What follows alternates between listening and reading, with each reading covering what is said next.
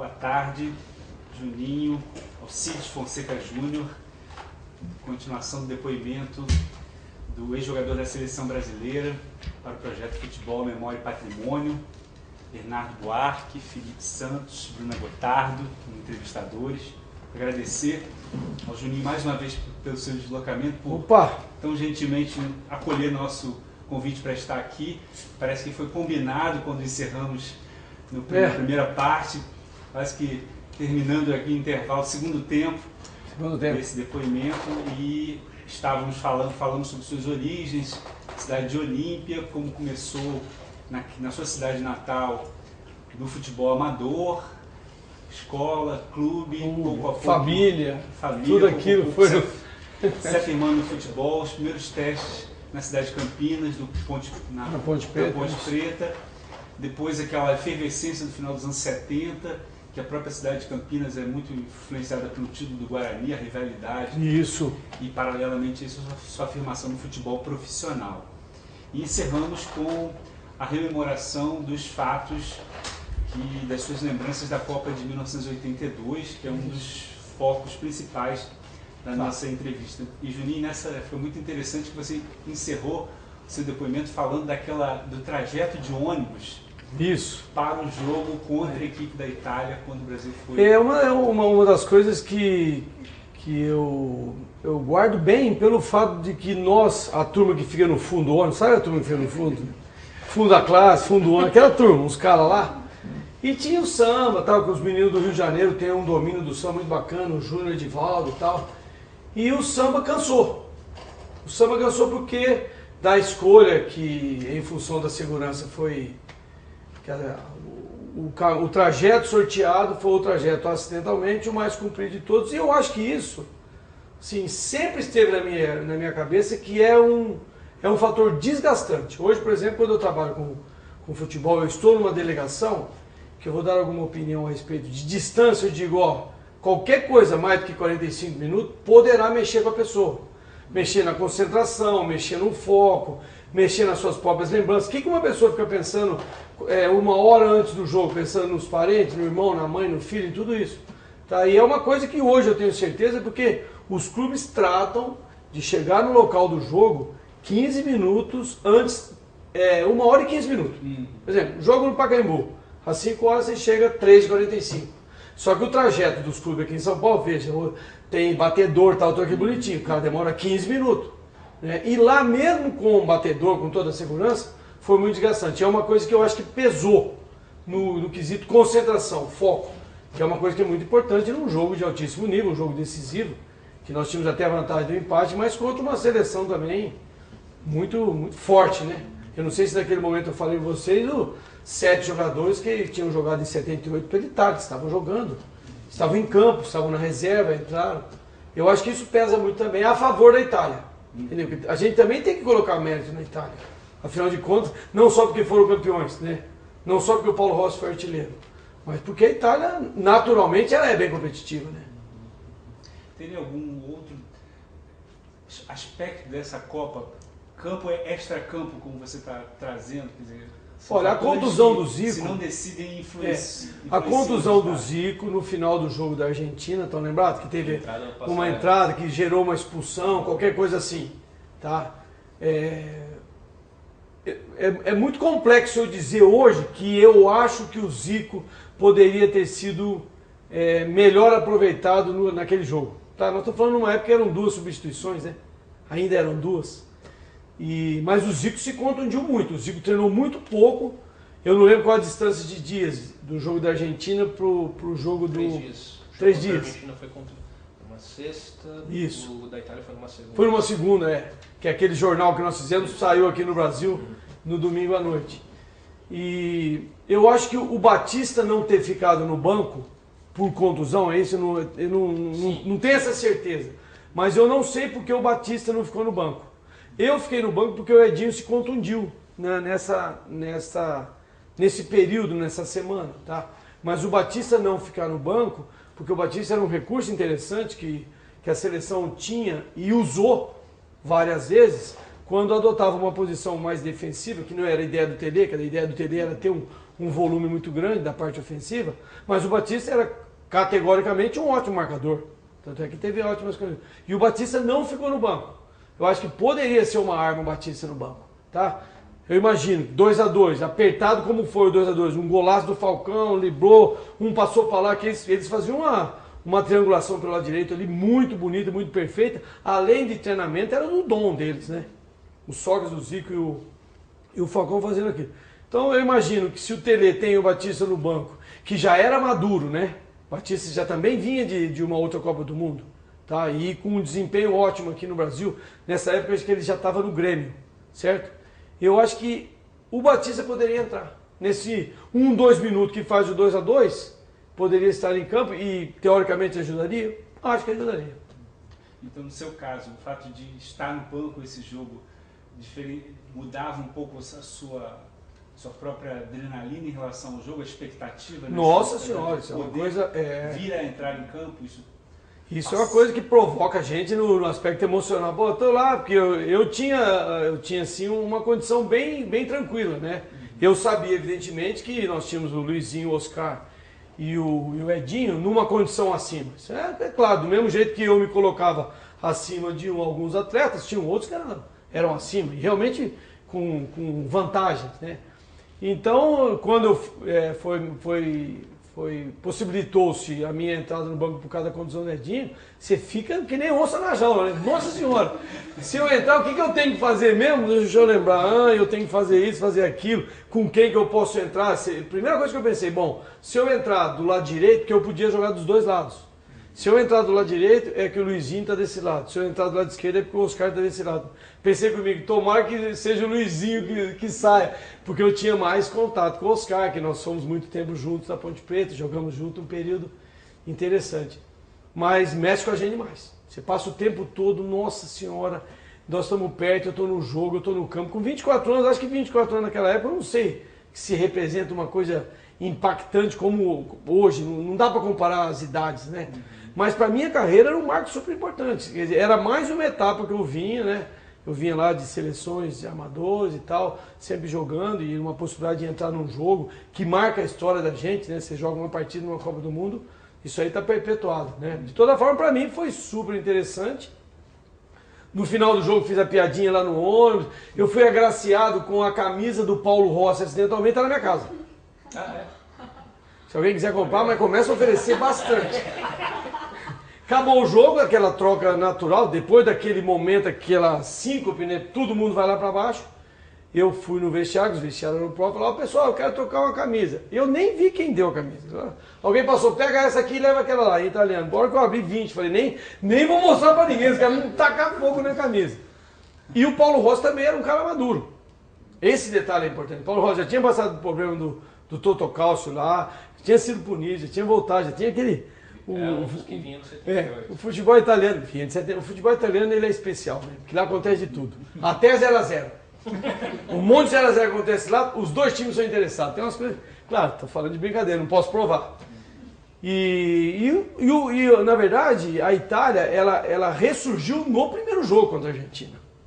Tá? Que aquele acidente de cair 3 campeões do mundo numa etapa que seria quartas, né? 3 campeões do mundo, sabe?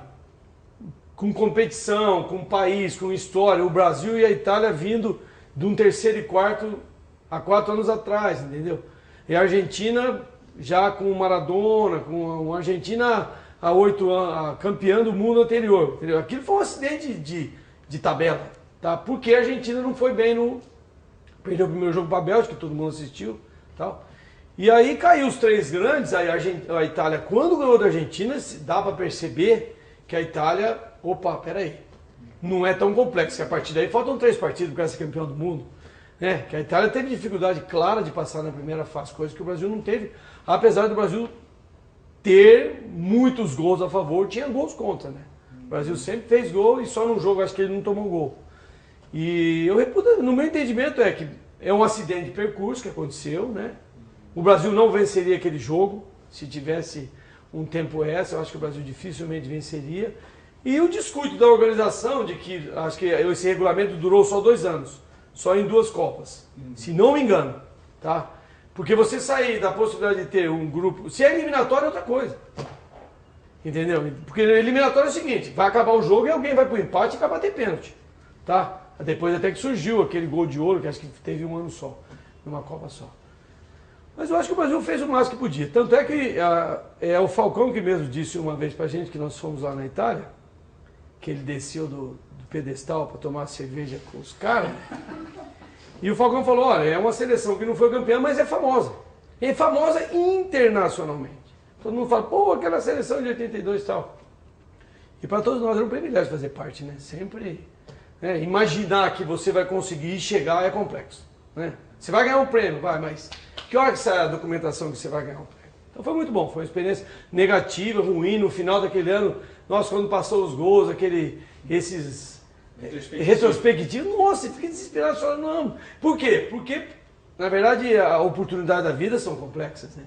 Quantas vezes alguém vai chegar numa final de Copa do Mundo? Tem gente que disputa o Cafu, para ele sobra experiência. Mas assim, foi muito bom. Para mim, enquanto pessoa, como profissional do futebol, foi muito bacana. Nos últimos dias, antes de regressar ao Brasil, aquela alegria, a união que parecia contagiar o grupo se manteve mesmo com a eliminação? Nós tivemos, eu me lembro, nós tivemos algumas discussões entre nós, que eu percebi mais entre o pessoal, como eu falava para o Sócrates, os caciques. Tinha os caciques e tinha os índios. Eu estou nos índios, pode ter certeza mesmo. Os que carregam piano e os que pinta, faz desenho e tal, tudo bem. E houveram algumas discussões porque o degelo da derrota, ele não vem na hora.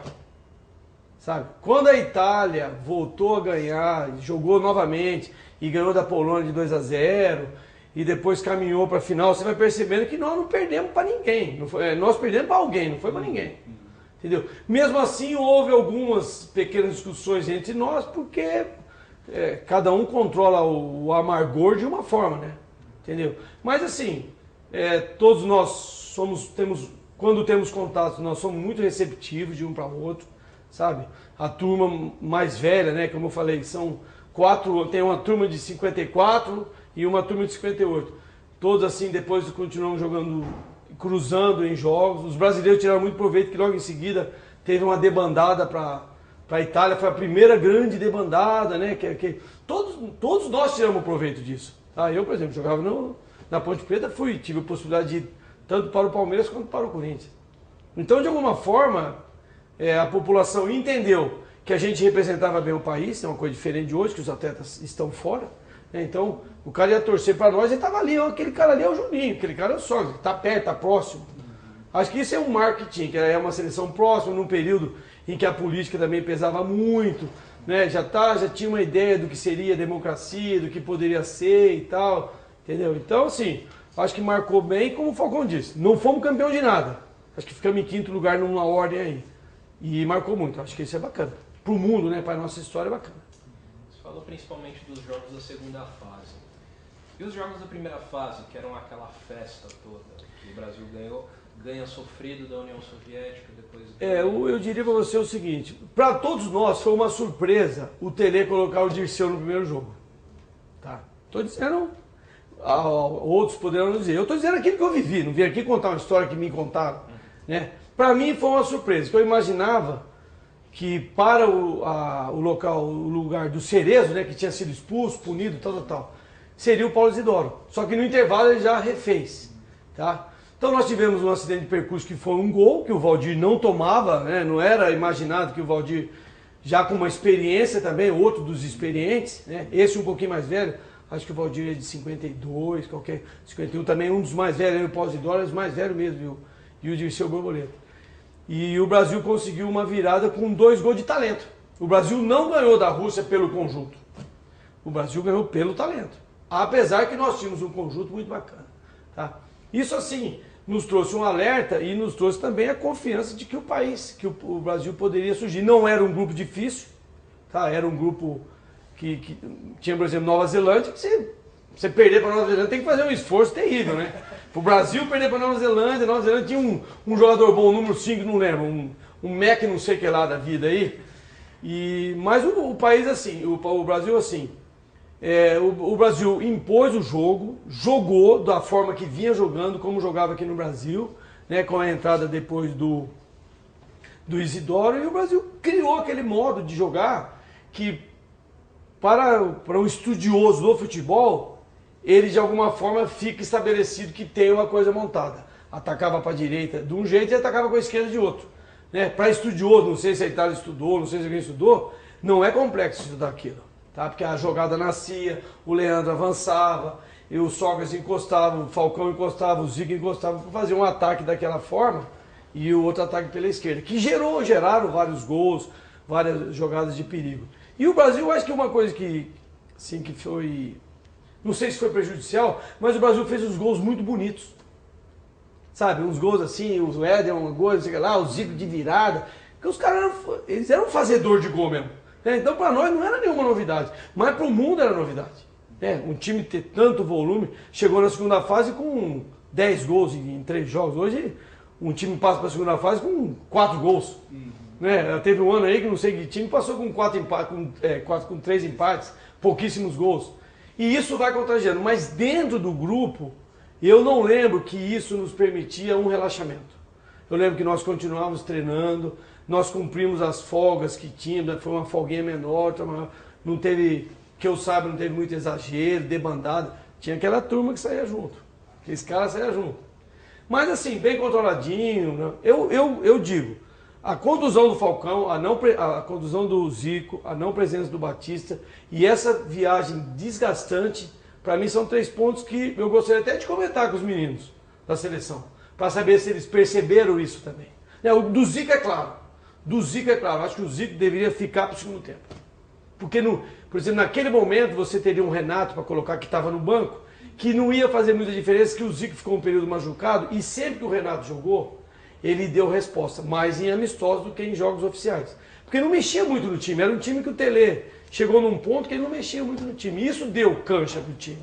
Só não jogou o Cerezo no primeiro jogo porque acidentalmente foi expulso contra, acho que é a Bolívia. Entendeu? Mas assim, eu acho que 2 gigantes do futebol, que já eram gigantes, a Itália já era bicampeã do mundo, que ela ganhou o segundo e depois o... 38. Ganhou seguido, né? Ganhou seguido o primeiro bicampeão do mundo. E a Itália tem uma presença. Os números da Itália até hoje em Copa do Mundo são absurdamente grandes. Né? Não tão impactantes quanto o Brasil, mas eu diria que 3 grandão, Brasil, Alemanha e Itália, e depois entraria a Argentina em 4º lugar. De números assim, contínuos. Entendeu? Então, tenho que discutir a Itália com um goleiro que já tinha ido na Copa de 70, pô. Pelo amor de Deus, você imagina o quanto de experiência que eles têm de competição internacional. Se não me engano, a Itália, dos grandes, é o que menos gol toma. Porque eles têm aquele inferno lá, resolve marcar todo mundo, puxa, dá move, faz de tudo e fala que não foi nada. Não foi nada. Que nem os caras do Palmeiras fizeram outro dia aí. Foi gol de mão, mas não foi nada, rapaz. Pra garoto explicar isso aí, que o cara tá fazendo uma coisa irregular que vale. Rapaz, nessa hora que o futebol é perigoso pra educação. Nossa Senhora, perigo. Você falou você tinha falado de estudar o adversário. A seleção brasileira, a cada jogo, ela estudava o adversário. Fazia Como é que chamava o cara que fazia isso pra seleção brasileira? Não. Era uma pessoa que nós vimos muito pouco. É uma pessoa tradicional da CBF, que era o captador das informações do adversário. Tá? Ele vinha... Nossa Senhora, gente. Esse nome vai pintar aqui.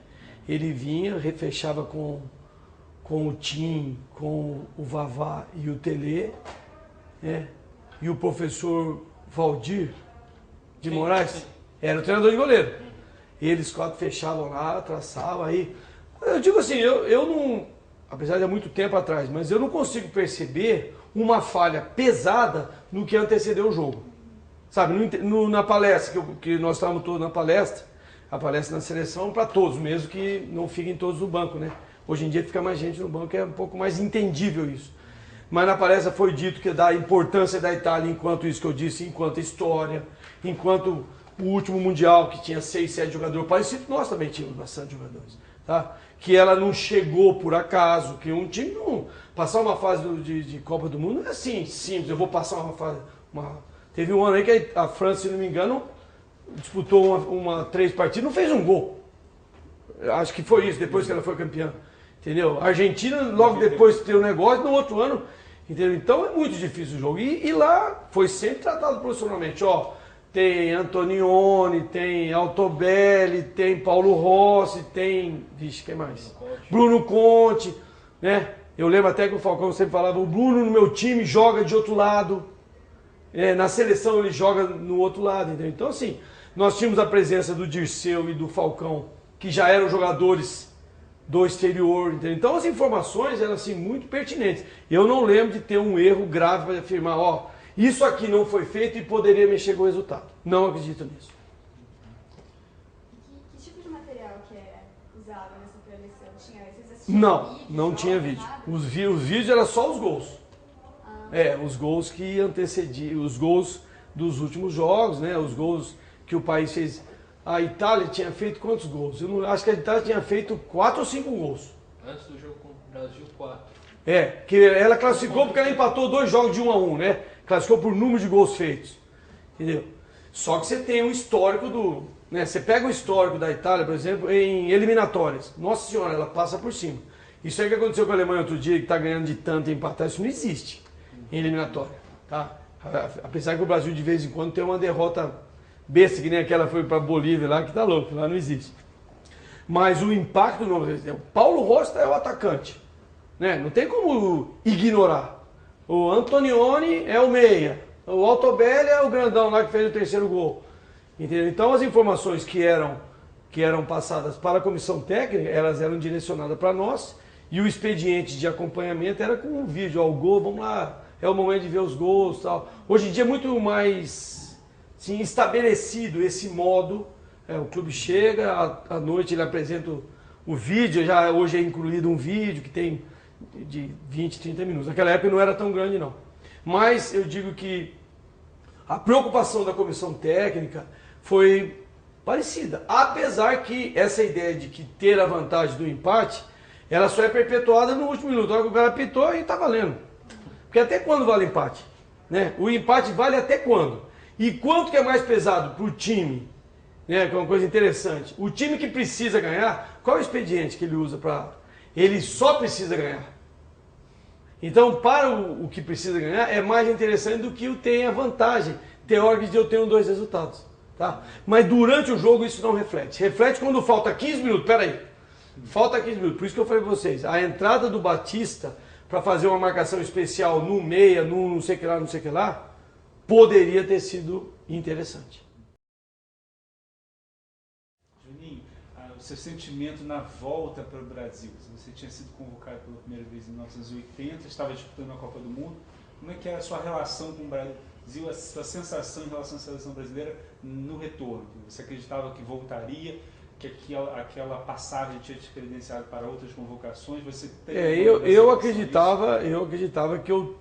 Na verdade, eu sabia que eu tinha condições de ir para outra Copa do Mundo. Tá? Eu sabia que eu ia correr o perigo de ir para um clube grande. Eu já tinha um ótimo relacionamento com o Sócrates e com o Adilson Monteiro Alves, pelo fato deles estarem aqui já, criando oportunismo, não oportunismo do mal, oportunismo do bem. Porque o país estava vivendo aquele momento de política, abrindo um pouco mais, eu posso dar... E o jogador de futebol naquela época tinha um espaço super interessante. O cara vem fazer uma pergunta para ele. Que às vezes a gente responde o que quer, né? E não que o cara pergunte. Quem não faz isso? Juninho, banana. Bom, a laranja que eu comprei. Estou falando de fruta também. Entendeu? Então, assim, eu sabia que eu tinha todos os recursos pelo meu histórico de jovem, de sequência de seleções de base, profissional e tal. Para mim é uma derrotinha que eu tenho na minha carreira, eu estar no Corinthians e não ir para a Copa de 86. Para mim foi um passo negativo, talvez um resultado negativo, porque eu tinha recurso, tinha condições, apesar que o Júlio César, que veio nessa Copa do Mundo, tinha uma condição muito boa, né? Jogou, foi titular, ele inclusive foi titular, entendeu? E eu imaginava que eu seria abordado para ser contratado, quando eu chegasse na Ponte Preta, a Ponte Preta seria pressionada para vender, mas o que mais me passou na minha cabeça foi a oportunidade perdida. Isso aí é impagável, né? Que você vai numa Copa do Mundo, esse ciclo todo que você vive todo dia, que é pai, irmão, amigo, parente, né? Que eu sou do interior, então eu tenho que reportar a amizade que eu tenho com 20 caras que até hoje. O nego me encontra Juninho, vamos falar da Copa de 82. Eu falo assim, mas peraí, abre uma aí para relaxar. Porque os caras gostam. Então eu sou uma pessoa do interior, sou razoavelmente comunicativo, e eu tenho esse contato que, você imagina se chegar numa Copa do Mundo, campeão do mundo. Entendeu? Então era assim, nossa, para a cidade, para a família, para o parente, para mim, para todo mundo. Eu tenho um amigo lá em Ribeirão que de vez em quando me encontra e ele fala para os caras. Eu estudei com o Juninho. Pô, rapaz, isso aí representa para mim. Ele deve achar que para ele é interessante. Não, para mim é interessante porque ele olha para mim e fala assim, ele não mudou muito. Porque é facinho a gente mudar. Porque vem muita informação, vem muito dinheiro, vem muito poder, é um perigo danado. Essa velocidade que entra o dinheiro na sua vida, a sua exposição, entendeu? Porque para mim era o mais importante, é ganhar para minha família, para mim, né? Acho que mais para minha família, né? O pai, a mãe e tal. E a cidade em si, que o cara é da cidade, faz toda aquela. E foi uma coisa que eu senti muito. Nós que nós não voltamos, chegamos, que nós voltávamos para o Brasil, voltávamos pelo Rio de Janeiro, né? Não voltávamos para São Paulo. Aí paramos lá no Rio, desceu uma tudo. Olha, não deu nem para despedir dos caras, meu. O nego desceu, foi uma choradeira. Acho que foi o pior momento de todos. Eu me lembro que o Magrão ficou desesperado, só nossa senhora, que era um cara bem maduro, o Magrão, ele nunca expressou muito sentimento, muita emoção. E eu já sou diferente, né? Emoção, o bicho pega. E você percebe que os maduros sentiram muito também. Entendeu? Nós, os jovens, sentimos. E de alguma forma você imagina que vai para uma outra Copa do Mundo, mas os mais velhos, né, que não, será que teriam outra oportunidade? Entendeu? Então assim, uma coisa que marcou muito foi o silêncio do avião da volta. O silêncio, durou aquele treco, hein? Puta, parece que a Europa ficou mais longe ainda. Eu não lembro, nós saímos de Madrid, acho que foi direto para o Rio, né? Que deve demorar umas 6, 7 horas. Foi aquele silêncio. Nada a ver com aquela alegria que nós tínhamos, que fazia 2 anos que o Serginho cantava a Dona Ivone Lara, o Júnior cantava todas as músicas de escola de samba. Eu, paulista do interior, sabia as músicas de escola de samba de tanto que os caras cantavam. Mas não foi nada disso, foi muito assim, muito triste, muito ruim. E a sua contratação então para o Corinthians, ela foi costurada durante a Copa foi. Ou já antes? Foi. O principal sinal foi que acidentalmente, naquele timão de 82, tinha 2 da Ponte Preta. Né? Tava eu e o Carlos lá. 2 reservas, não tem importância, depois ele foi titular. Cada um titular que foi da Ponte representa todos nós. E você vê que eu fui para o Corinthians e depois o Carlos foi. Eu vim primeiro. E aí começamos, Magrão, olha, o que vocês fazem lá no Corinthians?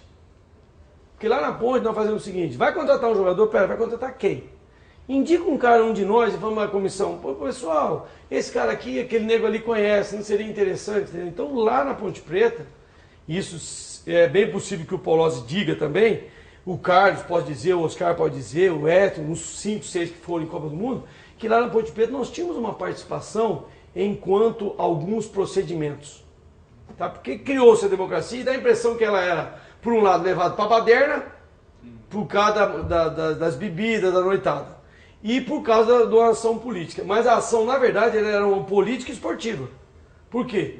Você ter condição de indicar, eu sou o dono do jornal, e um diretor meu indica um jornalista, por que não? Melhor do que eu ir procurar? Porque é muito sensível a entrada de uma pessoa num grupo.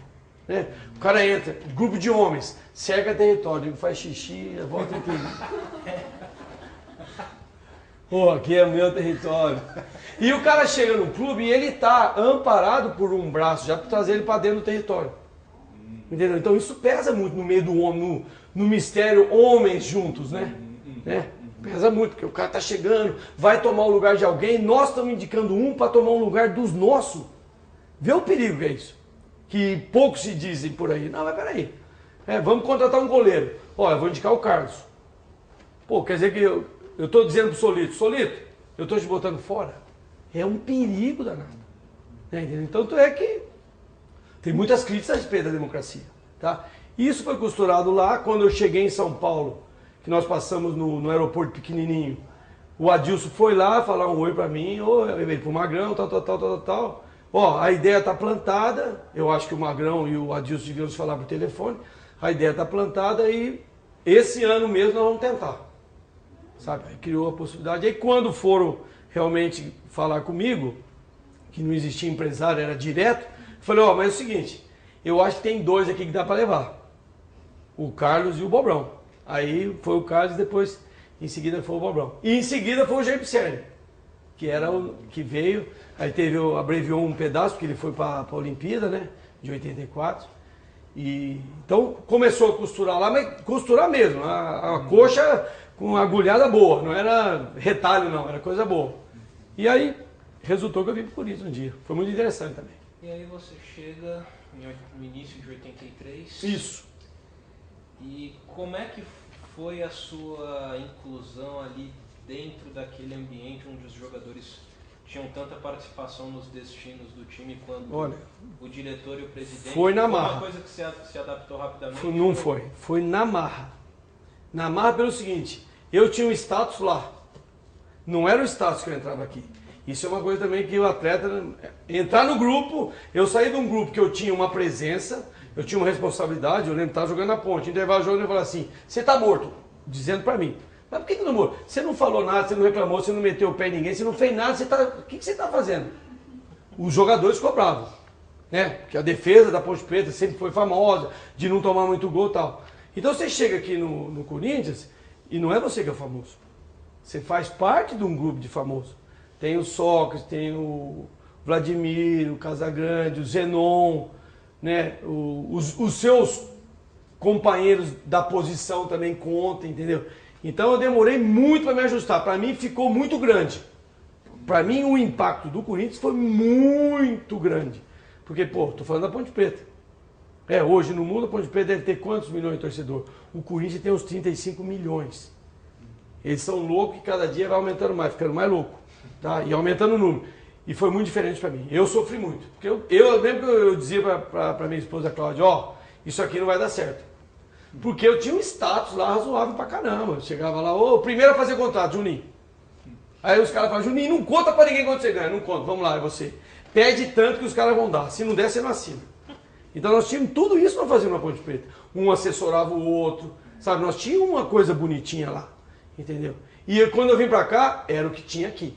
Aí eu demorei um pouco até pra jogar. Eu demorei Eu lembro que nós jogamos um jogo contra o Palmeiras, nós perdemos de 2-1, o Morumbi tava reformando para um show. Eu lembro que eu estava marcando o Wagner Barcelos, aquele que morreu. E ele fez o segundo gol, nossa senhora. Cheguei na minha casa com aquela pressão assim, nossa senhora. O cara fez o segundo gol, eu que estava marcando o cara, meu Deus do céu. Porque era Corinthians. Entendeu? E é muito impactante na nossa vida. Tão impactante ou mais do que o primeiro jogo que você faz, a primeira vez que você vai para a seleção. Porque o Corinthians, e aquele momento político, tá? Nossa senhora, foi uma experiência assim. Eu demorei uns 4, 5 meses para me ajustar, até dentro do campo. Encontrar o parceiro ideal. Porque eu tinha um parceirão lá. Eu tinha um parceiro que jogava do meu lado há 5 anos. Nenê, você tá vendo que você tá uma merda? Desculpa. Você tá vendo que você tá todo torto? Dá pra você ficar um pouquinho mais pra cá? Sim. Você sabe que o cara tá meio metro pra frente, você tá olhando pra bola e o cara tá meio metro pra frente, você não pode ficar meio metro pra frente. Você tem que ajeitar o cara. Isso a gente tinha como um comando. No Corinthians é um pouco menos exposto às cobranças. Por quê? Você está lidando com outro cara grandão ou com um cara que ainda não te conhece. Então o ambiente, eu demorei demais para entender o ambiente do Corinthians. Demais, demorei 6 meses com certeza. Então você já tinha jogado nas finais, 77, 70, contra o Corinthians, jogar com a torcida, como é que era isso? Não, isso é a coisa mais bacana que tem. Porque quando eles resolvem torcer a favor, fica descida. Rapaz, se eles resolverem torcer contra, se prepara, que você pegar na bola, o cara te vai. Entendeu? Só que é o seguinte, o corintiano vai no jogo. O corintiano, ele vive o jogo. Tá? Ele é aquele torcedor que percebe logo se você colocou todo o teu entusiasmo na disputa de bola. Então, se chega aqui, eu vim da minha condição física, de ser um jogador com muita dedicação, com ótimo condicionamento físico. Para mim, a adaptação com a torcida do Corinthians foi a mais fácil de todas. Porque eu corria pra caramba, eu me lutava, eu metia o pé nos caras quando não dava, fazia falta, e expus, presepada que era obrigado a fazer por causa da posição. Entendeu? Então, agora, chegou um dia que o jogo de 84 contra o Flamengo, que acidentalmente eu comecei a fazer movimento para a torcida e aquilo refletiu. Jura? Olha, eu garanto para vocês que aquilo não foi pré-estabelecido. Não foi. Porque eu achava que era muito difícil reverter o processo e ganhar do Flamengo. Quando nós fomos lá, o Magrão resolveu fazer um jogo com os irmãos dele lá, com os irmãos do Hélio Rubens lá em Franca. Ele se contundiu, é isso, não é? Ele se contundiu e veio pro jogo, não jogou o primeiro jogo. Nós jogamos numa retranca desgraçada, mas perdemos 2-0. Um gol do Bebeto e um gol do Helder, qualquer coisa assim. Quando nós chegamos no Morumbi, nós sabíamos do tamanho que era a dificuldade. Entendeu? Peraí, você vai jogar contra o Flamengo que há pouco tempo campeão de Libertadores, campeão do mundo, né? O Zico não estava mais. Mas era o Flamengo. E você precisa ganhar do cara de 2-0. Pô, peraí, pô. Não é qualquer coisa, né? E aí criou esse negócio, por alguma razão eu manifestei uma posição com a torcida refletiu e virou aquela febre lá. Que o jogo, que virou o maestro e não sei o que lá, mas por acidente aqui. Não foi uma coisa... Foi talvez fruto da emoção. É bem provável que tenha sido fruto da emoção. Porque eu sabia o quanto que era difícil. Eu sei o quanto que é difícil ganhar um jogo de futebol. Ah, vamos jogar contra aquele time, eu vou ganhar. Você avisou o cara? Eu vou correr 100 metros raso. Eu posso correr mais que o Usain Bolt. Porque ele corre lá e eu corro aqui. Aí eu tenho minha meta. Agora, eu vou ganhar daquele time lá do Vitor. Não, qualquer um ganha do time do Vitor também. Entendeu? Então é complexo você dizer eu vou ganhar de alguém em futebol. Pô, peraí, se os caras ficarem em linha, eu tenho que passar por 11. Entendeu? E ganha de 2-0. Agora, a torcida contribuiu muito. Porque a torcida, na hora que fez 1-0, rapaz, eles fizeram uma gritaria lá no Morumbi, rapaz, aquilo parecia que o som, acho que o som não sai, ele fica rodando lá, fazendo um monte de eco lá, e aquele barulho, nossa, a hora que fez 2-0, então, uma hora que o Paulinho fez o gol contra, que acho que estava 3-0, e ficou 3-1, e aí já não podia tomar um segundo gol, você percebe que você tem 2 minutos assim, rapaz, peraí, eu estava indo tudo bem, e agora?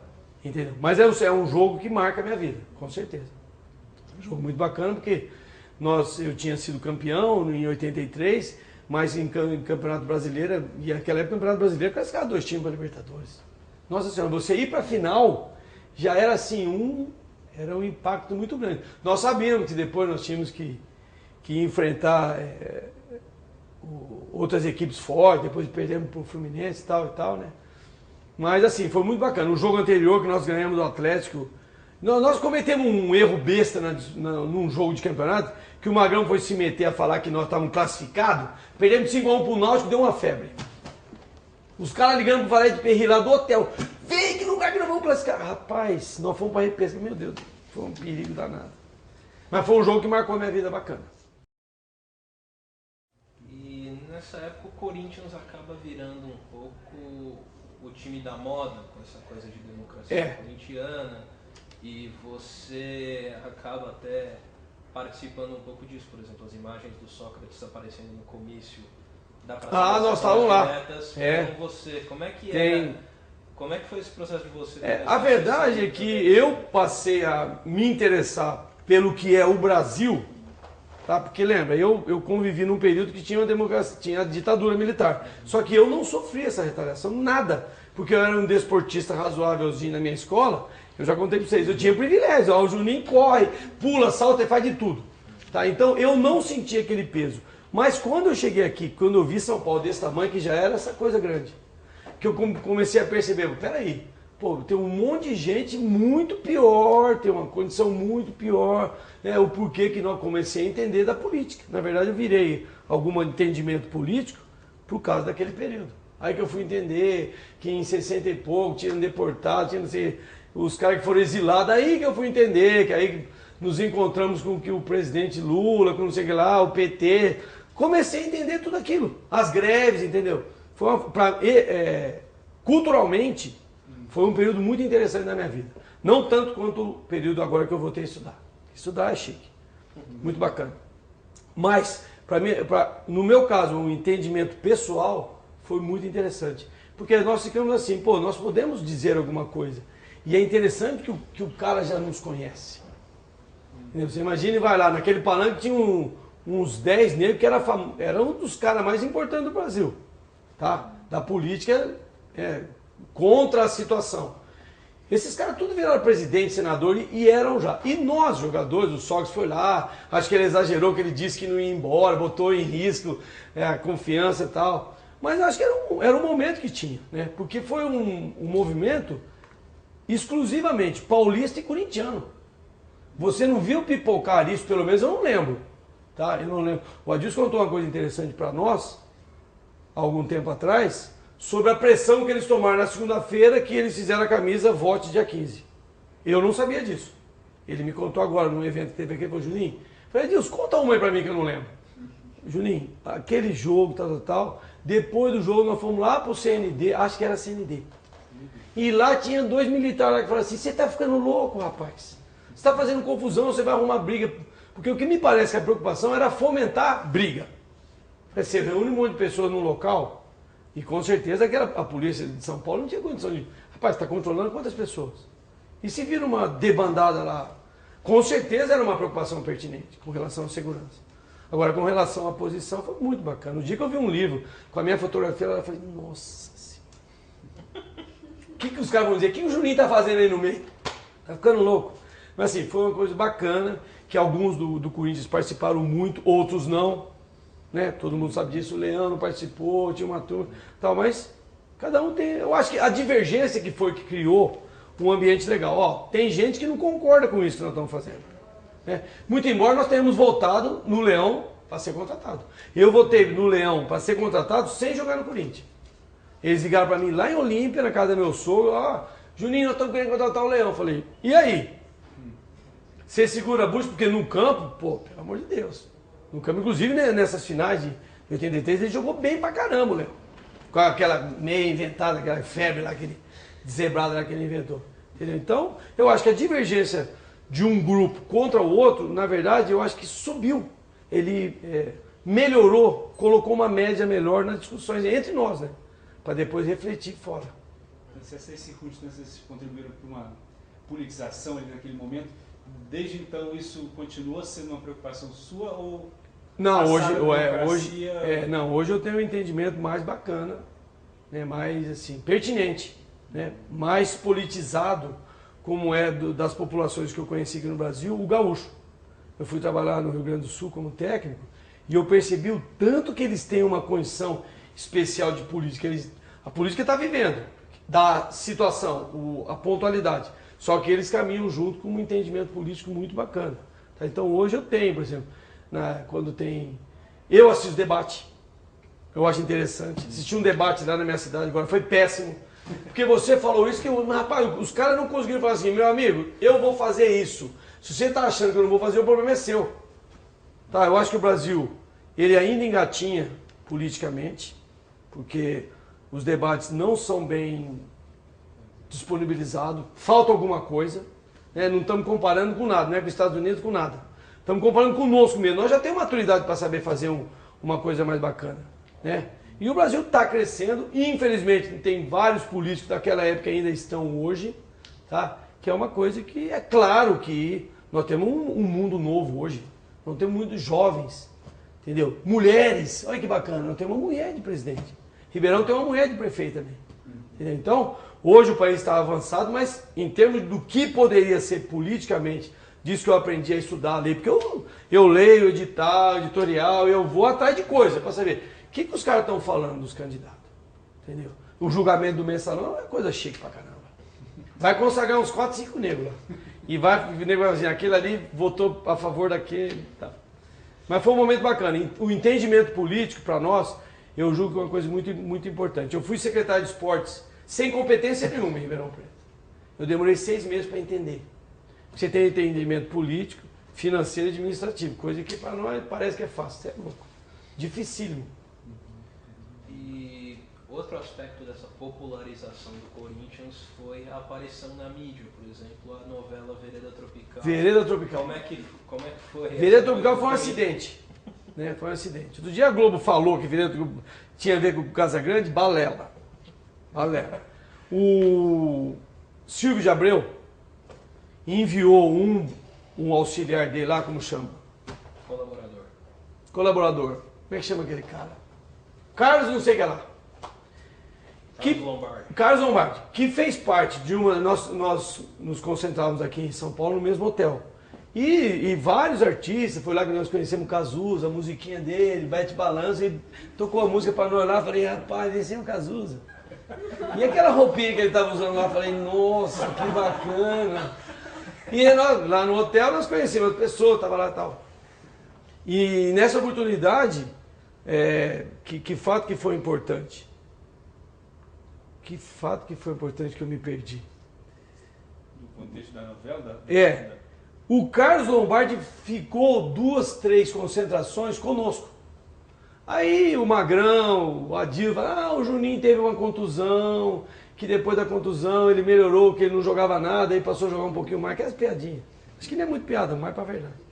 E o Juninho se recuperou e não sei o que. Realmente eu tive uma contusão muito séria e é uma contusão que é bem provável que ela tenha mexido tanto no meu aspecto físico quanto no meu aspecto intelectual. Eu devo ter melhorado alguma coisa daquelas frescuras que eu tinha. E aí ele interessou por aquilo. Falou, mas como, Juninho? Não, eu realmente me contundi, tinha um sinal positivo de uma parte da medicina, um sinal negativo e deu positivo e tal. Aí ele falou, não, eu vou colocar isso no Luquinha. Aí eu para ele, quem que eu trago de Luquinha? Mário Gomes. Eu posso participar com o quê? Não, você vai participar que algumas coisas que você me disser eu vou tentar introduzir.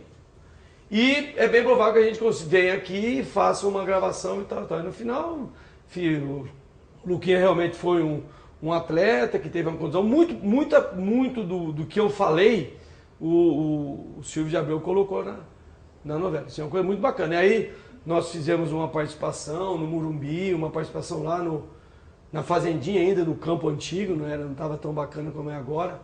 Foi uma experiência assim, não tem nada a ver, né? É muito mais fácil jogar futebol do que ser ator. Gravando. Ih, cadê a bola? Não, foi muito difícil, muito difícil. Mas é muito bacana também que foi um conhecimento artístico. Tá? Talvez depois disso eu tenha até me interessado mais por música, que é uma coisa que depois de adulto eu passei a me interessar, por cinema, por teatro, passei a me interessar justamente nessa época. Que foi muito, pra mim foi assim, foi um presente. O cara levar um pouquinho da minha história para um personagem e novela no Brasil, pelo jeito é bem feita, né? Que toda hora dá ibope, não sei se é comprado esse ibope, mas deixa pra lá. É o mesmo ibope que os caras falam antes do cara ser eleito. Meu Deus do céu, isso é um perigo. Mas na época fez bastante sucesso a novela, não sei se dá pra comparar com essa de agora que terminou, que também tem tem um expediente esportivo, é legal. Jogador de futebol, mas isso as pessoas associaram a você? Vixe, mas no período, nossa senhora, eu era sempre abordado. Ah, mas você não tem a ver com aquele cara lá, que é o Luquinha, que não lembro quem que é. Acho que era a Ciba Labanian, que era a mãe dele. Ele tinha 2, 3 irmãos, não lembro bem. Você passava numa cantina italiana. Isso. Assim, foi uma exposição que eu tive. Porque por ser falador, ter facilidade para explicar as coisas, não ter medo de explicar as coisas, meio louco assim. E aí o Silvio de Abreu, hoje inclusive eu vi uma revista com ele lá e falei, nossa senhora, hein? Isso aqui eu preciso botar num lugar para nego ver, o Juninho participou até da... Foi muito bacana, enquanto pessoa. Acho que para minha vida esportiva não valorizou pelo fato de eu ter tido uma contusão muito séria. Eu acho que é até um exemplo assim para os jovens quando tem uma contusão. Acho que nesse expediente foi muito legal. O fim desse ciclo no Corinthians, não sei se tem algum ponto ainda. A saída do Sócrates já dá uma baqueada? Foi. No campo, o Corinthians contratou 4 caras para substituir o Sócrates. Paulo César Capeta, Arthurzinho, Lima e João Paulo. 4 caras para substituir o Sócrates e o Casagrande. Porque a saída do Casagrande tem tanto impacto para o que era o jogo, agora não estamos falando só de jogo, né? Futebol. A saída do Casagrande e do Sócrates fez um impacto no expediente que o Corinthians tinha, desde 80 o Corinthians está se recuperando, que ele foi para a Série de Prata, né? Era a segunda divisão, e depois voltou e tal. E aí a saída do Sócrates, e saiu um grande de um escudo, né? Um anteparo e ao mesmo tempo porta-voz. Né? Porque ele tinha aquelas explicações políticas que ele dava lá, que acho que nem ele entendia. Eu falei, Magrão, você falou, fala aí em português. Para de grunhar aí, que ele falava um jeito estranho lá. E aí não, a saída dele foi o primeiro passo, porque quando eu vim para o Corinthians eu perguntei, isso aí que vocês estão fazendo tem a ver com o resultado? Ele falou, não, isso aqui nós estamos fazendo não tem a ver com o resultado. Não é assim a vida. A vida no esporte é resultado. Eu também não entendia isso, porque pelo fato de jogar na Ponte Preta e os resultados virem em menor número, os que vinham já até que satisfazia. Ser segundo colocado jogando pela Ponte Preta, eu acho que é muito bacana. Agora, ser segundo colocado no Corinthians, tem hora que não vale nada. E naquela época valia muito pouco. Entendeu? Então, a saída do Soccer foi assim, abriu a porteira. Aí veio uma eleição que o pai do bolacheiro entre elas, o Adilson Monteiro Alves, que ele tinha a fábrica lá, o seu Orlando, né? A derrota do seu Orlando foi assim, foi um impacto. A hora que ele perdeu, eu falei, gente, se prepara que isso aqui não vai durar muito. Aí no final desse ano ele ligou para mim e falou assim, Juninho, você nem vem treinar. Eu já sabia que isso ia acontecer. Porque você se expõe. Né? No momento que você está num clube intenso como é o Corinthians, você começa a dar opinião e criticar, vai ter concentração. Nós discutimos por tudo. Ah, vai ter concentração. Por quê? Qual o motivo? Concentração vai dar. Se concentração fosse bom, o time da cadeira campeão. Aquelas frases bestas que você usa para explicar as coisas, que às vezes não tem nem pé nem cabeça. Mas a saída do Soccer foi o primeiro sinal, assim, vermelho. Não ficou nem amarelo. Ou então ficou laranja, andando pro vermelho. Aí, no final de, acho que, coisa de 8 meses depois, aí eu, Vladimir, uma turma aí, foi tudo embora. Você chega a conviver com o que se chamou de seleção de papel, né? Que com o dinheiro da saída do Sócrates, o Corinthians constrói um time com a vinda do De Leon, o De Leon, o Serginho. Esse foi o segundo Corinthians. O primeiro Corinthians foi esses 4. Depois, para tentar trazer um status melhor, porque nós tínhamos...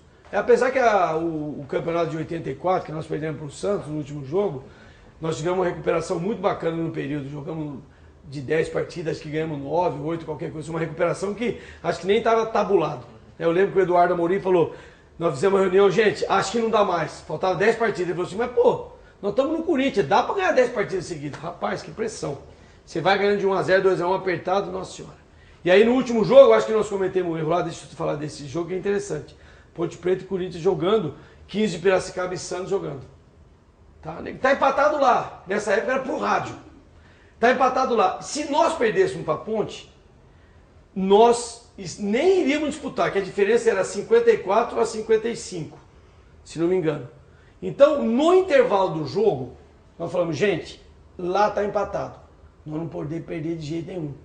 Depois disso, nós percebemos que se nós ganhássemos o jogo, nós íamos por causa do número de vitórias com a vantagem do empate aqui. E como eu falei, a vantagem do empate é melhor entrar com a vantagem do empate. Pode ser que você perca, mas é melhor entrar com a vantagem do empate, porque você controla o jogo melhor.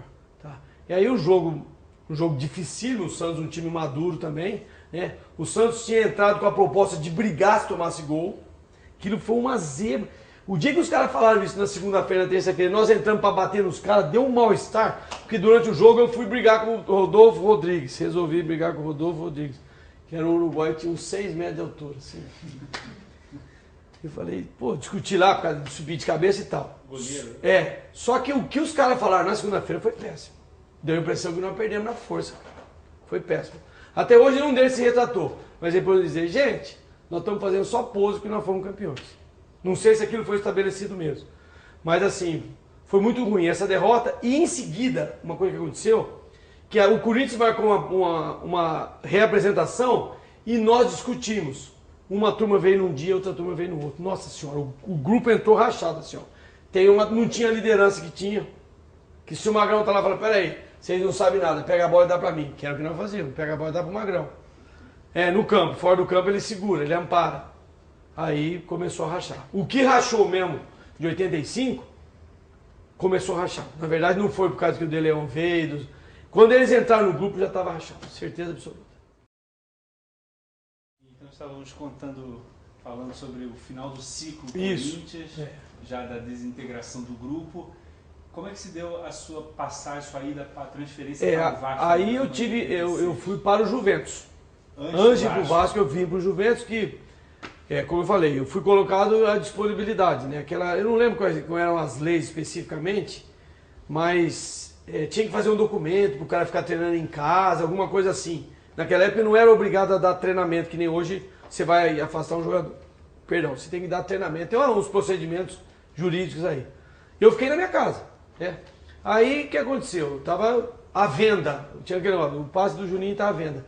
Meu contrato terminaria no meio do ano, que era o ano de 86. Aí o pessoal do Juventus me ligou, eu morava aqui em São Paulo, na capital, me ligou e falou, ó, nós vamos fazer um time com uma turma mais velha. Tá? O que é turma mais velha? Turma mais velha, né? Isso foi em 86, eu acho que fazia 28 anos. E tinha tinha um negócio da lei, tinha um aditivo lá, que passava a ganhar um percentual do passe. Entendeu? E achei interessante esse expediente, né? Que já faziam 3 anos que eu tinha vindo para o Corinthians, eu já tinha direito aos 15% de novo e tal. E aí nós fomos para o Juventus, fizemos um time lá bacaninha, com uns 8 ou 9 jogadores vindo de times grandes, do São Paulo, do Palmeiras e tal. Aí eu fui pro Vasco, mas no Vasco eu não andei bem, por quê? O dia que o Eurico Miranda me contratou, ele falou assim, filho, lá não tem esse negócio de democracia não. Eu falei, rapaz... Eurico Miranda me contratou aqui no hotel em São Paulo. Mas e aí? Lá não tem democracia não. Eu falava, gente... Puta, aí eu fui jogar no Vasco, eu consegui em algum período ser titular, até joguei razoavelmente bem, mas não criou um expediente de ficar no Vasco não. Entendeu? Acho que, como eu falei pra vocês, algum descuido na carreira aí, eu comecei a ter um recuo da carreira, entendeu? Que deu uma levantada quando eu fui pro Cruzeiro. Quando eu fui pro Cruzeiro, que eu bem maduro, tinha nascido, minha filha Helena nasceu nesse período, eu lembro que eu quebrei o 5º metatarso. Essa contusão atrapalhou muito mais do que a contusão no joelho. Porque eu já era titular do Cruzeiro, isso foi no ano da Copa União. Da Copa União. 87, aquela briga do Flamengo, não sei o que lá, é desse ano. Isso. Eu tava no Cruzeiro com um time bom, rapaz. Ademir Keifer jogando no meio de campo. Semifinalista, né? E isso, perdeu pro Internacional, gol da Amarildo, lá. E no dia anterior o Flamengo tinha ganhado do Atlético lá, os 2 mineiros perderam lá. E o Cruzeiro é um timão, cara. Até porque já tinha concentração e tal. Então, eu investi tudo quando eu fui pro Cruzeiro. Eu já era titular do Cruzeiro, eu era capitão do time no período que eu joguei, quebrei o 5º metatarso. Nossa senhora, isso foi uma derrocada. Foi no início? Foi no 6º ou 7º jogo que eu tava jogando. Eu tava jogando com o Heraldo, que é um zagueiro que jogou comigo numa seleção na seleção de novos. Eu e o Heraldão, o homem parecia um pó. Heraldão, você sai caçando que eu tô... Nós adotamos até um jeito de jogar lá diferente. O Jair Pereira era o nosso treinador. Eu falei, Jair, vamos fazer um negócio assim, que nós fizemos, eu e o Heraldo já tínhamos feito na seleção, no primeiro Mundial de Júnior. Nossa, tanto é que o Heraldo ficou. Logo em seguida começou a ter Recopa, uns campeonatos aí internacionais. E aí, realmente, eu acho que foi a última oportunidade que eu tive de me manter num estágio já com 30 anos, que naquela época 30 anos era um paradoxo. 30 anos, alguns, outros, né, a maioria não passa. Entendeu? Aí, infelizmente, foi um marco, eu voltei pro Juventus. Aí joguei no Nacional aqui da capital também, muito mais por acomodação, tinha um time aqui. Aí fui jogar em Olímpia, que foi uma experiência muito bacana. Eu voltei a jogar na minha cidade. Pelo 15 Piracicaba? Joguei pelo 15 Piracicaba logo depois que eu voltei do Cruzeiro, mas no 15 também não consegui. A única coisa de bom que eu fiz no 15 é ganhar um gol. Fizemos uma mutreta lá, ficamos sabendo. Tinha um expediente, gol. Quem fazia gol ganhava caro. Eu falei assim, saiu o pênalti, Juninho. O sorteio é o número 3. Falei, deixa com o velho. Foi 15 Piracicaba e Palmeiras. Foi 3-3 o jogo. 2 jogadores ganharam o gol, que ganhavam um jogador e um torcedor. Mas eu fui no 15 Piracicaba com o pé, meu pé, nossa senhora, tinha um calo no meu pé esquerdo e isso atrapalhou muito. Na verdade, como eu disse, é uma contusão que me atrapalhou muito. Aí eu joguei no 15 participei de um jogo interessante, foi o jogo da Portuguesa que apagou a luz. Tava 1-0 para nós. Descobriram que tinha um gato que entrou lá, o gato entrou certinho na casinha de energia elétrica. O gato chegou, abriu a porta e entrou, e morreu e apagou a luz. Rapaz, se a Brigitte Bardot ficar sabendo disso, ela vai falar, pô, meu gatinho! Essa foi duas coisas interessantes que aconteceram no 15 Piracicaba. Foi interessante que nós trabalhamos com o seu Mário Travaglini, que era da turma da democracia, foi nosso técnico, e falou, Juninho, viver é um ato político. Eu falei, nossa, a hora que a bola rola, esqueço de política, esqueço de tudo. Você também chega a passar pelo Atlético Paranaense? Não, aí foi um lugar legal. Foi um lugar legal que eu passei. Foi um lugar legal porque o Atlético é muito grande. O Atlético é muito grande. E na época ele tinha um time bom, o Nelsinho Batista estava começando a ser treinador, foi Foi um expediente interessante, assim, foi a primeira vez que eu senti que eu poderia fazer parte de comissão técnica, ser treinador, auxiliar. Foi muito bacana, uma experiência muito bacana. Fizemos uma amizade, era um time maduro.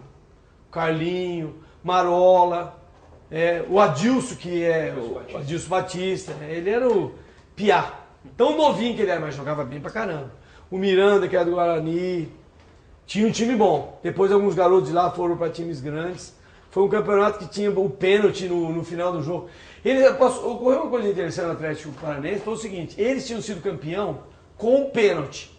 Só que assim, 10 batidas e ganhou de 2-1. Todo mundo errou. Começou o campeonato, os caras queriam expediente de pênalti. Ele falou assim, eu não bati nenhum, sobrou pra mim. Eu que bati um pênalti. Imagina, o back central batendo pênalti. Nossa senhora. Mas foi uma experiência muito bacana em função de conhecer algumas pessoas. Até conhecer o Nelsinho, que depois seguiu com uma carreira muito bacana, né? Aí eu vim pro São José. No São José fiz uma campanha boa também, que também tinha um time maduro. Os times pequenos daquela época, eles adotavam o expediente de contratar uma sequência de jogadores maduros para dar uma segurança. E foi o último ano que o Magrão jogou, se não me engano. Foi 89. Isso. Eu joguei pelo São José. Nós jogamos contra lá no jogo lá em São José, no Martins Pereira, lá que foi 0-0. E nós fomos vice-campeões paulistas, cara. Foi uma experiência interessante. Foi uma experiência de vida interessante. Eu tive uma discussão com o treinador, que era um ex-jogador, Ademir Melo. Morreu há pouco tempo. E essa discussão gerou uma incompatibilidade. Aí o Corinthians, o São José, classificou e veio enfrentar o Corinthians aqui no... Eu morava em São Paulo. Veio enfrentar o Corinthians aqui no Morumbi. Perdeu de 2-0. Um zagueiro machucou e o outro zagueiro tomou o terceiro cartão amarelo. Eu fiquei acordado a noite inteira esperando alguém me ligar. Juninho, volta. Eu falei, vou voltar, vou chegar xingando todo mundo aí. E realmente aconteceu isso, cara. Foi uma obra de Deus. A meu favor, contra meus amigos, né? Porque o gozado é que quando eu fui liberado, ele falou assim, Juninho, você não precisa voltar mais. O Luiz Henrique, que era um dos goleiros da Ponte, que jogava nesse São José, um da nossa turma, o Luiz Henrique falou, Juninho, espertão, era meu apelido. Você imagina o que eu era na Ponte Preta, que eu apontava com os caras. Era sacanagem o tempo todo. Juninho, e se alguém se contundir? Ele falou isso pra mim, eu falei, pô, mas se alguém se contundir? Pô, se vira. E se contundir 2?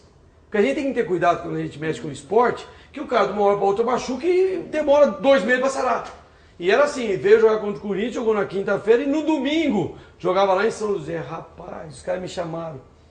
No sábado de manhã, rapaz, o tanto que eu discuti com aqueles caras, eu era muito louco. Aí conseguimos ganhar do Corinthians, cara. Ganhamos de 2-0 no jogo e depois ganhamos de 1-0 na prorrogação. Eu lembro que o Tony foi um dos artilheiros do campeonato, era um dos maduros que jogavam lá. Nós tínhamos um time bom. O Donizete, o Pantera, era reserva daquele time. Então acho que foi o último estágio que eu consegui aqui no Campeonato Paulista foi ser vice-campeão, que o São Paulo já tinha Raí, né? Tinha Bobô, eu lembro do Bobô. São Paulo tinha um time bom. Gilmar, tinha Adilson zagueiro, Cafu já jogava, São Paulo bom. Teleiro treinador? Não, ainda não. Acho que era o Carlos Alberto Silva. Mas foi assim, eu acho que uma passagem bacana que eu tive na carreira, assim, já bem maduro, né? E aí depois eu joguei no Nacional, que foi uma coisinha pequenininha, também o Aragão era meu treinador, briguei com ele de cara. Rapaz, do Aragão, enquanto que o time titular não ganhava o treinamento coletivo, ele não acabava o jogo. Eu ia nos caras e falava, vocês estão de sacanagem, os reservas. Deixa nós fazer 3, 4 gols logo aí, que senão o cara não... Mas evidente que estou falando com todo respeito, não estou aqui criticando. Aí depois eu joguei no Olímpia, que foi muito bacana, como eu disse, acho que foi um presente familiar que eu ganhei, porque eu tive contato com meu pai, com a minha mãe, ainda fiz uma coisa muito bonitinha, muito bacaninha, sabe? Inaugurou o campo lá, foi o Palmeiras, esse Palmeiras aí foi lá, lotou o campo lá, foi assim, foi uma experiência muito bacana, familiar, para mim, para minha esposa, que também é de Olímpia, nós moramos lá entre os pais, visitávamos, nossa, foi assim, é um período muito bacana da minha vida, que aí culminou que no final desse ano, eu fui pro Japão. Eu fui pro Japão às cegas, né? Falei pro cara, aluga uma casa para mim, para minha mulher, para minhas filhas. Né? Ainda não tinha o Matheus, era a Marina e a Helena. E no primeiro momento eu cheguei no Japão, assim, os brasileiros que são mala, os brasileiros são mala. Em vez de trazer os brasileiros, quando chega brasileiro, eles fazem a rodinha, cerca território e não deixa o brasileiro entrar. Aí eu falei pros caras, vamos pro bar. Vocês vão saber quem sou eu. Ó, eu sou isso, eu sou isso, eu sou isso, eu sou isso, eu sou isso. Dá pra vocês deixar eu fazer parte? Dá? Eu peguei o Rui Ramos, falei, Rui, né? Dá pra você perceber que eu sou um brasileiro igual a todo mundo, apesar de ter jogado na seleção, que fica aquele negócio, o cara é uma mala. Não, mas eu sou uma mala suportável, dá pra carregar. Aí eu me enquadrei lá no Japão com o seu Pepe foi muito bacana, me levou. O Japão foi uma oportunidade de ir pra Olha, você que na queria. verdade, Bernardo, o seu Pepe, ele iria levar o Pereira.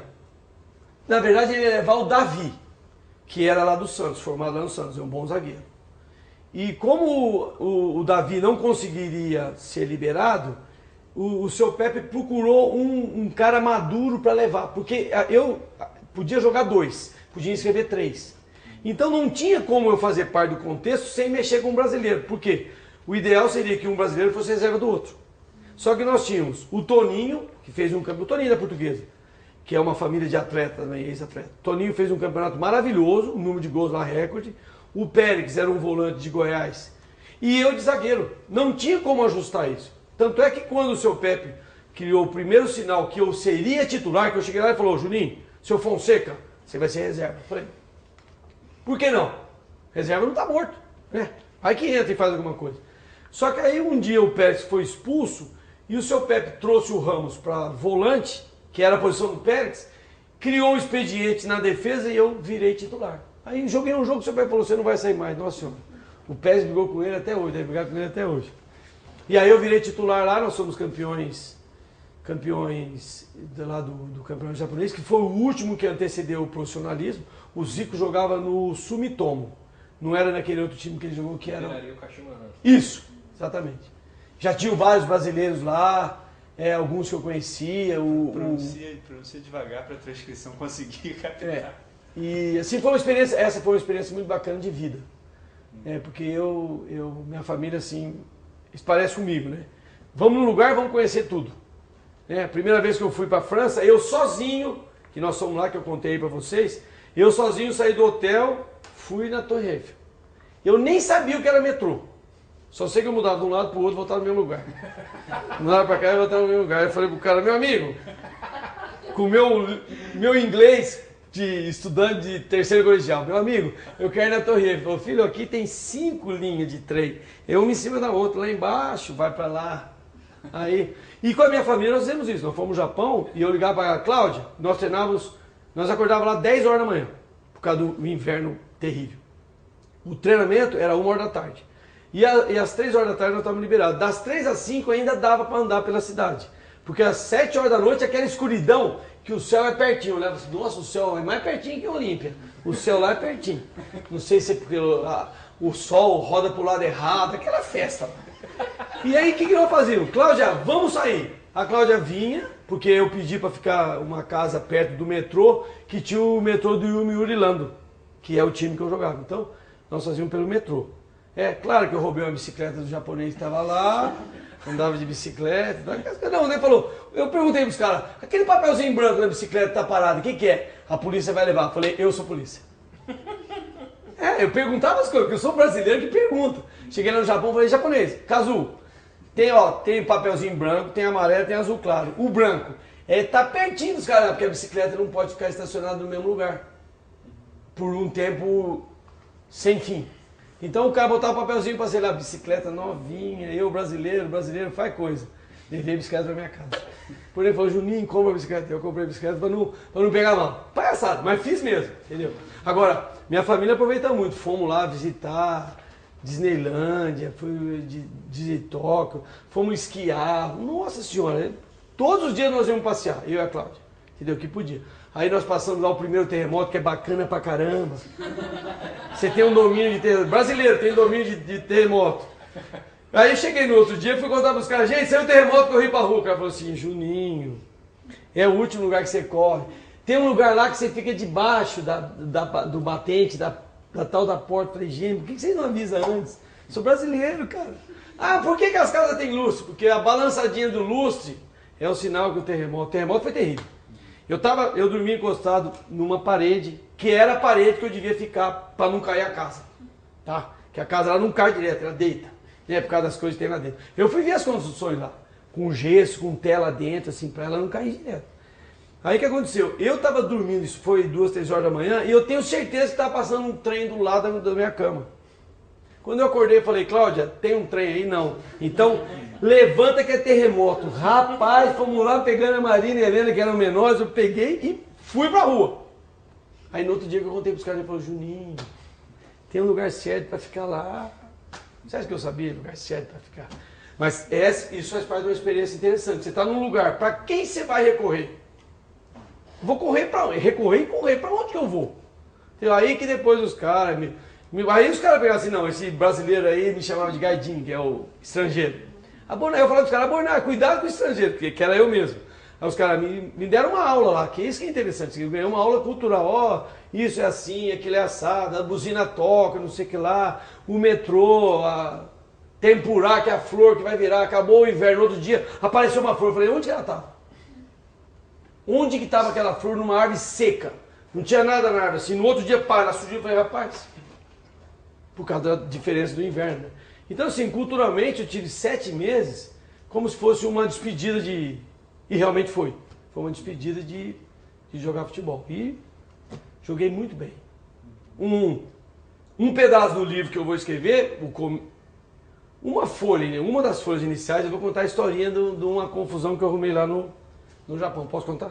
Claro. Aí tava jogando lá. Aí eu marcava o melhor atacante do adversário, tiro de meta. Seu pé falava, seu Fonseca, melhor você que marca. E eu o Kato Kill. O Kato Kill era o senpai, que é um dos caras maiores na hierarquia lá do jogo. O Kato Kill decidia tudo e falava um pouquinho de português. Kato Kill, pra direita, pra esquerda, Kato Kill vem perto e tal. Kato Kill, quantas partidas você jogou na vida? 200. Eu no Corinthians eu joguei 200. Você vê a distância que tinha da cultura esportiva, não estou falando do expediente técnico. Aí eu tava lá no balão. Quando deu o balão, eu estava na reta do quarto zagueiro. Eu calculei, aqueles cálculos brasileiros, estou esperto, estou ligado. A bola vai passar e vai pro goleiro. Ou o Kato Kill tá lá atrás. Quando eu olhei, Kato Kill não estava lá atrás. Kato Kill estava comendo aquelas coisinhas que eles comem. Alguma coisa que Kato Kill não estava fazendo. E aí sobrou um atacante entrando. Eu mal colocado demais que eu tinha abandonado a jogada. Falei, já foi, a bola vai pro goleiro. Eu desesperado comecei a correr atrás do cara. Era um estrangeiro, um negro, não lembro o nome dele. E ele fez a diagonal para dentro para chutar. E eu fui correndo do lado dele e pensei comigo, rapaz, é gol. É certeza que o cara vai chutar, que ele está em velocidade. Quando mais próximo eu aproximei dele, eu caí. E ele caiu também.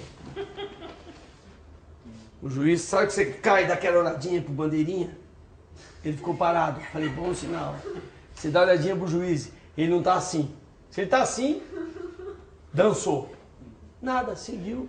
Cheguei no vestiário, seu Pepe, você tá ficando louco? Como é que você fala um negócio desse, seu Pepe? Você tá reclamando do quê? Você fez pênalti no cara? Fiz pênalti? Não, ele caiu porque ele quis. Eu também caí porque eu quis. Mas ele também caiu porque, quer dizer, foi toda a minha experiência entrou em discussão, ficou acessível, que eu simulei que eu caí, para que ele ou prestasse atenção na minha queda, ou que se ele atrasasse, alguém chegar, alguma coisa eu tentei fazer para simular que atrapalhar o atacante. E ele atrapalhou. Isso eu vou escrever. Eu simulei uma história e tal. Muito bacana. Estávamos conversando na semana passada com o Falcão e ele ressaltou como, embora não pareça, é difícil definir o momento de encerrar a carreira de jogador de futebol. Embora seja uma carreira precoce, que hoje cada vez mais o jogador tem de terminar antes, porque a velocidade aumenta a cada temporada. É verdade. É. Quando que para você configurou que chegou o seu limite, chegou a hora de parar? Pô, mas não chegou ainda. Você imagina que eu sonho que eu estou jogando. Não lembro de sonho que eu estou fazendo outra coisa. Quando eu voltei do Japão, não tinha... o mundo ainda era aquele mundo antes da velocidade e da comunicabilidade que temos hoje. Então os contatos eram feitos de forma mais lenta, mais demorada. E não tinha essa disponibilidade de clubes. Hoje tem vários clubes. Aqui em Volta à Capital tem 20 clubes. Você pode jogar na A1, A2, A3. Antigamente não, tinham 2, 3 divisões só, entendeu? Então assim, de alguma forma eu não consegui o status de me manter jogando mais um ano. Eu fiquei um ano em Olímpico quando eu voltei do Japão, Aí eu percebi que se eu tinha ideia de alguma coisa esportiva, eu tinha que mudar de centro. Eu estava na Olímpica, e um ambiente tem menos recursos de esporte e tal. Aí eu voltei para Campinas, onde o lugar que eu mais morei na minha vida foi em Campinas. E no intuito de tentar um time lá, quem sabe uma Ponte Preta, um time ali, mas não tive nenhum convite. De uma hora para outra eu percebi que tinha acabado. Não pensei em fazer festa. Uma depressão violenta. Isso aí eu não sei se todos os atletas vêm aqui, eles dizem mesmo a verdade. É um inferno tal de parar de jogar futebol. Porque quem é você no contexto? Eu conto meus amigos. Eu comecei a ser atleta aqui. Aí eu virei profissional aqui. Aí eu parei de jogar bola. Onde eu tô? Aqui ou aqui? Quem sou eu aqui? Se aqui só chegou o atleta. Entendeu? Isso é muito complexo. Eu de vez em quando procuro pesquisas aí, você percebe claramente, ex-jogador, o cara tem uma tristeza profunda. Porque o personagem de jogador é muito bacana. É muito bacana. O personagem, assim, de todos os cargos que eu tive no esporte, nada se compara a você fazer para você aquilo que você sabe que você é capaz e se preparar para fazer. Tá? Que era o meu caso. Eu sempre me preparei para jogar. Eu nunca joguei com o meu talento. O pouquinho de talento que eu tinha estava amparado no meu condicionamento físico. E esse personagem teu morreu. E não se esqueça, foi você que matou. Tá? Então, assim, são 5, 6 anos que eu tenho na minha vida que eu não tenho muita memória. E eu tenho uma memória ótima. Só que para esses 5, 6 anos, ela está perdida. Sabe? Aquela coisa aconteceu quando? É uma das poucas vezes que eu recorro a minha mulher ou meus filhos. Porque esse recorre a mim. Papai, Juninho, aconteceu quando aquilo? Foi tal época. Foi tal música, foi tal cor, foi tal... Porque eu tenho uma memória muito bacana. Só que nesse período é a pior coisa que acontece na vida de uma pessoa. Largar de jogar futebol. É talvez por isso que aqueles que largam e já estão num clube e começam num cargo, uma transferência, uma transposição, uma ultrapassagem, ela me aparenta ser menos dolosa. Porque é muito dolorida. Você fica assim, simplesmente perdido. Aí que por acaso um dia a Ponte Preta me convidou para ser treinador. E na verdade, eu tinha a ideia de ir para o jornalismo. Sempre tive essa ideia.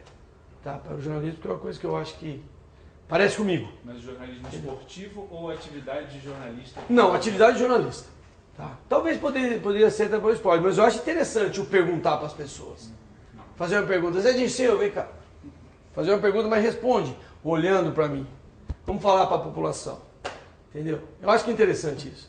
Não com tanta agressividade que esses entrevistadores do ambiente humorístico fazem.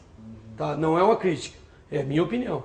Sabe? Mas o investigar, tá? O estudar para investigar. Eu não acredito que o ambiente jornalístico não deva ter diploma. Também pode ter, mas o cara tem que ter dom. Então era uma tendência que eu tinha, que provavelmente ficou escondida pela oferta de um espaço como treinador. Entendeu? Aí eu abracei, falei, voltei a estudar naquele período, mas também não consegui ter continuidade, também não acabei. E aí fiquei nesse estado de treinador e eu sou um pouco de cada coisa. Hoje você pergunta para mim o que eu estou de dirigente. Hoje eu estou de dirigente. Posso até ser, mas é uma experiência interessante ser treinador também. Na base, talvez um pouco mais interessante. Porque você mexe com o seu garoto, né? Você consegue passar uma mensagem para ele, direta. Que demora um pouco mais para virar. Profissional não, faz ou não faz. Né? E aí você ficou então na Ponte Preta? Eu comecei a trabalhar como treinador lá, e aí depois tivemos um campeonato muito bacana lá, da Taça São Paulo, fomos vice-campeões, aí fui crescendo, entendeu? Aí vim para Portuguesa, aí daqui a pouco fui para um time profissional, e foi andando essa coisa de 10, 12 anos aí. Mas aqueles 5 anos, tá não sei aonde. E a estruturação do seu time como treinador tinha a ver também com a sua posição em campo? Você trouxe essa experiência e armava a equipe?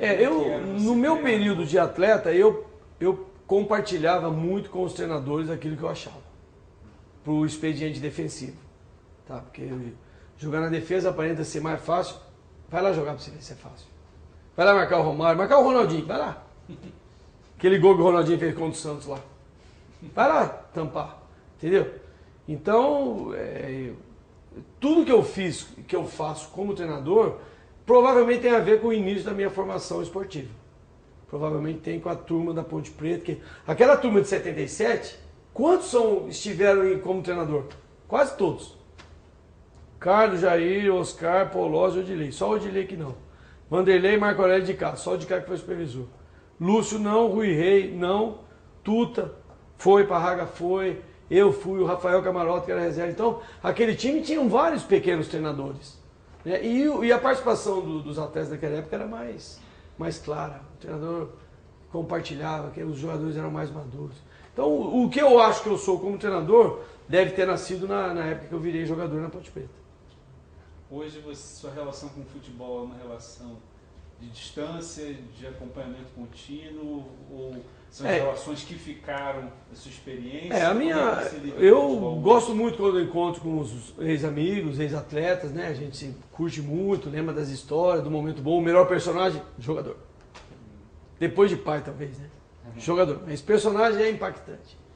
E eu trabalho com futebol, trabalho no Botafogo, minha atuação lá é chamado de gerente de futebol da base. E eu compartilho muito, eu participo muito, eu estou muito próximo. Eu acho que lá nós estamos tentando criar Nós já pensamos em protocolo, já pensamos em método, mas é provável que chame um manual de treinamento que nós vamos criar junto com a USP, que eu estou fazendo pós-graduação. Já tenho o contato feito, a gente vai tentar criar alguma coisa que dê um pouco mais de segurança do clube, na formação, entendeu? E estamos estudando quais são os métodos que tem aí conhecidos, o método tecnicista, o método de jogos formais, tem uma coisa assim que nós estamos... Eu achei, quando eu voltei a estudar, nesse período que eu de treinador, acho que um período muito bacana foi o meu novo entendimento com a escola. Achei que a escola trouxe para mim uma satisfação diferente, massageou o meu ego, de um monte de questionamento que eu tinha, por que treina, por que não treina, tal, e aí... Hoje eu vivo uma condição assim, a escola é uma prioridade para mim, estudar uma escola. E eu quero fazer essa transferência, né? Dessas perguntas todas que eu tenho, da gente criar um melhor atleta, criar uma melhor pessoa, né? Sabendo dos resultados positivos e negativos que irão acontecer. Eu acho que os clubes têm, os clubes grandes já têm alguma coisinha nova acontecendo aí e eu quero também participar disso. A última vez que você foi muito falado foi quando você treinou o Corinthians principal. Entre 2003 e o início de 2004. Foi. Fala um pouco mais sobre isso. Olha, foi uma experiência assim, eu diria para você que eu não queria.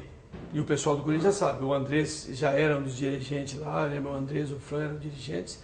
E eu fui para a base, não sei porque eu fui para a base, talvez pelo fato da base do Corinthians ter jogado contra o Primavera de Indaiatuba, naquela Taça São Paulo que o Fred fez aquele golaço. E eu trabalhei naquele grupo, eu presenciei aquela maravilha que o Fred fez.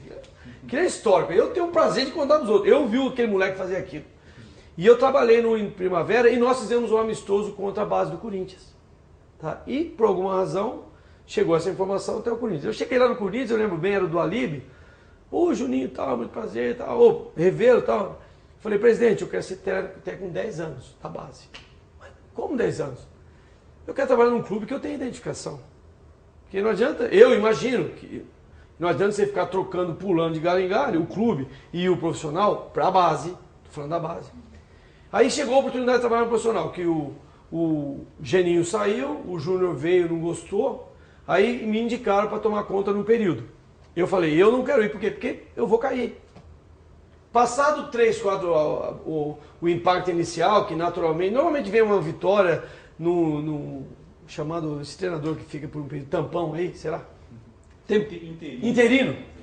E eu dei o sinal para eles, olha, vocês não vão conseguir ficar comigo, porque eu sou jovem para esse cargo tão alto, e depois eu vou perder o cargo da base, que eu queria o cargo da base, quero ficar no Júnior. Eu tinha até um contrato maior com a base, entendeu? Porque eu sabia. E aí o que resultou? O Corinthians, num momento terrível financeiro, tá?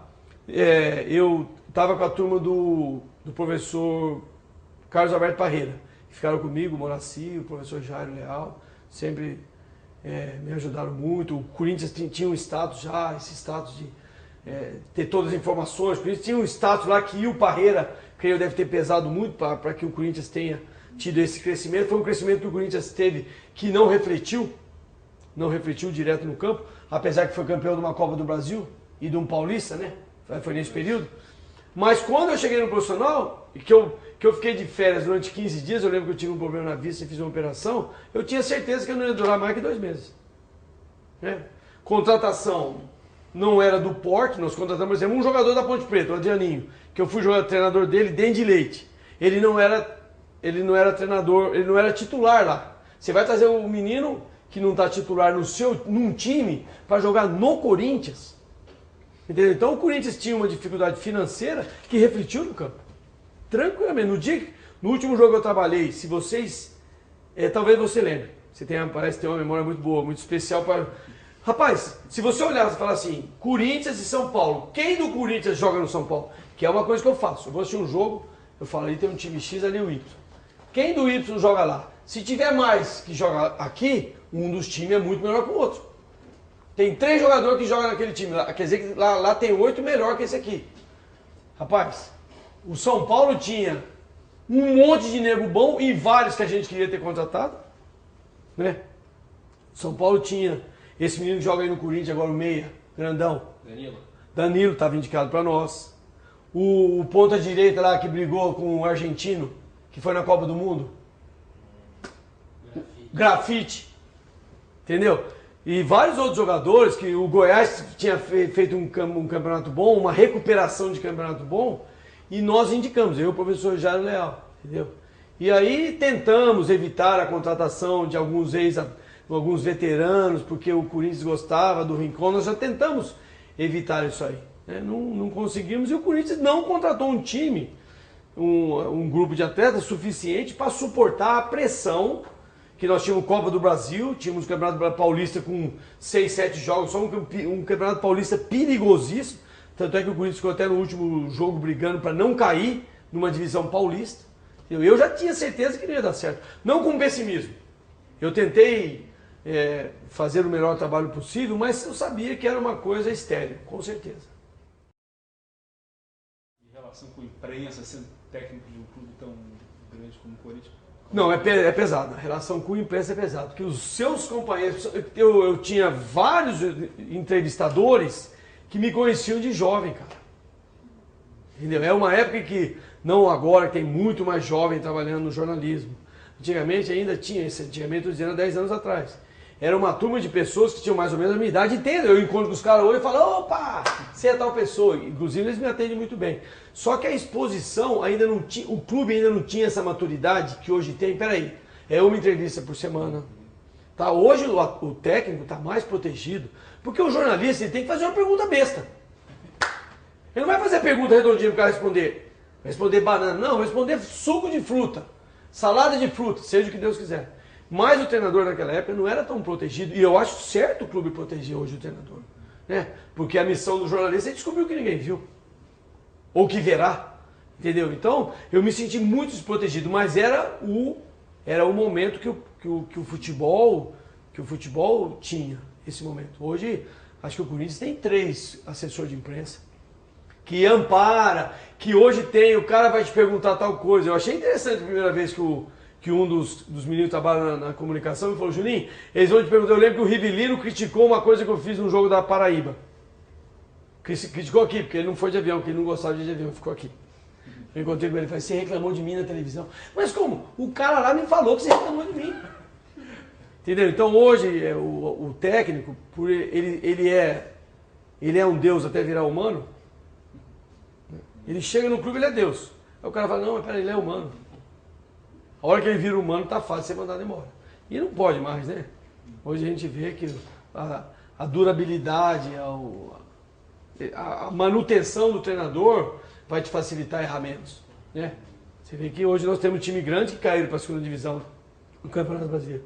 E caiu Tigre, caiu Tiranossauro Rex. O Vasco caiu, o Grêmio caiu, meu Deus do céu. Corinthians caiu, o Palmeiras está passando um momento apertado. Entendeu? Então naquela época, não estou dizendo isso como desculpa não. Acho que o trabalho que eu fiz foi o melhor possível. Né? Eu gostaria de ter alongado mais, que talvez me permitisse até ficar mais tempo atuando como treinador. Isso é uma derrota também, na minha vida enquanto treinador. Isso aí acho que me atrapalhou muito. Além da relação com a imprensa, comandar um grupo de 11, 22... Não pareceu ser muito, não pareceu ser muito complexo, não. Pareceu que tinha respeito, tinha entendimento, entendeu? Mas não tinha atleta que nós, entre nós do futebol, falamos, o que o clube pode deixar, não pode deixar de ter? Atleta. Sem atleta né, atleta que vem, você fala aí de algumas contratações que nós podemos dizer hoje, o cara veio, o Sócrates veio para jogar no Corinthians, aguentou.